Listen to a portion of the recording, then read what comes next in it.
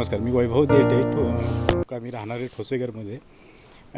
ठोसेघर धबधबा सध्या आता ह्या कोरोनाच्या पार्श्वभूमीमुळे सगळं बंदच असल्यामुळं पर्यटक काही येत नाहीत आणि काय रोजगाराची जी स्थानिक लोकांना जे आम्हाला रोजगार मिळत होता मागच्या वर्षी जर ह्या दिवसाची सध्याची परिस्थिती बघितली तर ते भरपूर पर्यटक होते.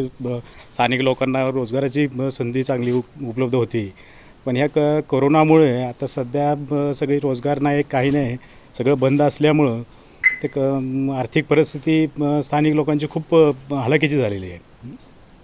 तर सरकारने याच्यावरती काहीतरी योग्य तो खबरदारी घेऊन काहीतरी निर्णय जर घेतला आणि पर्यटनाच्या दृष्टीनं काहीतरी पर्यटक आले तर जरा आम्हाला पण जरा स्थानिक लोकांना काहीतरी रोजगार उपलब्ध होईल. ह्यातून काहीतरी सगळे लॉकडाऊन असल्यामुळे आता गेले 3-4 महिने सगळे लॉकडाऊन असल्यामुळे काय सगळ्यांचीच आर्थिक परिस्थिती एकदम हलाखीची आहे. ग्रामीण भागातली तर अतिशय जास्त परिस्थिती हलाखीची असल्यामुळं जर सरकारने याच्यावरती काहीतरी योग्य निर्णय घेऊन काहीतरी खबरदारी घेऊन किंवा बा योग्य ते मास्क वापरणे किंवा असं काहीतरी खबरदारी घेऊन थोडंफार जर चालू करण्यात आलं हे पर्यटन तर मग ह्या स्थानिक लोकांना आम्हाला पण जरा रोजगार मिळण्याची जरा संधी उपलब्ध होईल. या ठिकाणी अंदाजे सीझनमध्ये किती पर्यटक येत असतात? सीझनमध्ये भरपूर अफाट पर्यटक, म्हणजे अक्षरशः ह्या ठिकाणी तर पार्किंगला हे जागा मिळत नाही एवढे पर्यटक असतात. आणि ह्या वर्षी एकही गाडी नाही, एकही पर्यटक नाही, काहीच नाही, सगळं सुखसुखाट, सगळं शांत झालं आहे. स्थानिक रहिवासी आहे.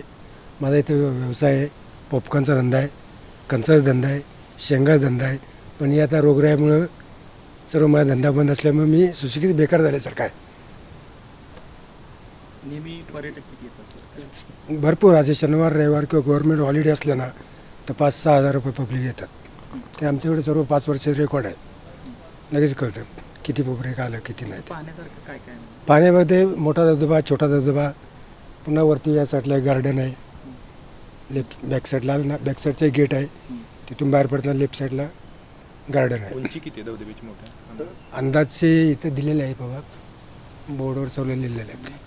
पावसाळा सुरू होताच पर्यटकांना वेध लागतात ते निसर्ग सौंदर्याचे. सातारा जिल्ह्याला निसर्गाचे मोठे वरदान लाभले आहे. यामध्ये महाबळेश्वर असेल, कास असेल, ठोसेघरचा धबधबा असेल.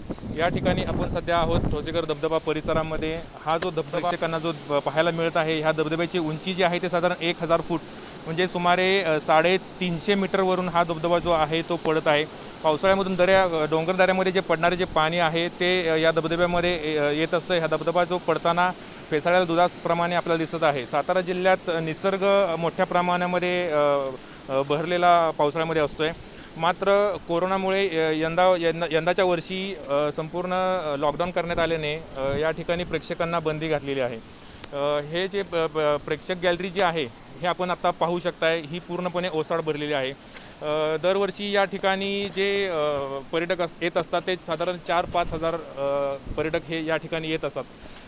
कोरोनाचा संसर्ग पर्यटकांना होऊ नये त्यासाठी वन विभाग असेल किंवा सातारा जिल्हा प्रशासनाने संपूर्ण पर्यटन जे आहे ते सर्व बंद केलेलं आहे.